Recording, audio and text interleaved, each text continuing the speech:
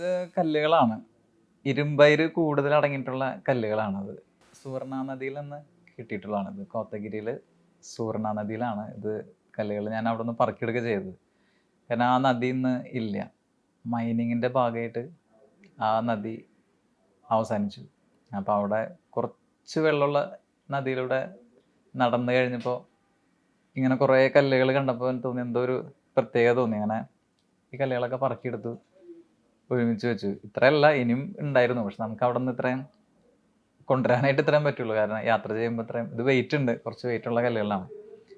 അപ്പം അങ്ങനെ കൊണ്ടുവന്നു. അതിൽ കിട്ടിയ ഒരു ടോണായിട്ട് കുറച്ചൊരു ഒക്ടേവായിട്ട് കിട്ടിയ കല്ലുകളാണത്.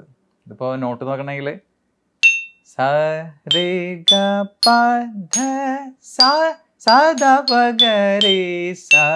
മോഹനം രാഗം കറക്റ്റായിട്ട് ഇതിൽ നിൽക്കുന്നുണ്ട്.